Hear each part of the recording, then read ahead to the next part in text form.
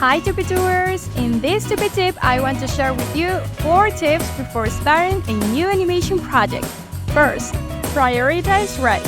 Ensure you're well rested before beginning.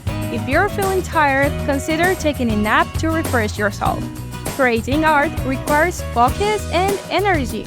Second, eat a nourishing meal or keep snacks available during your practice. Hunger can be distracting when you're focused on creating. Third, create a soothing atmosphere. Prepare a playlist of your favorite music to listen to while animating. Music can create a relaxing and enjoyable environment. Fourth, maintain a calm mindset. If you find yourself feeling stressed, take a moment to relax yourself. Art requires patience and tranquility. Remember, as an artist, it's important to approach your practice with a calm and positive attitude. Enjoy the process and strive to create your best work. Follow for more tips.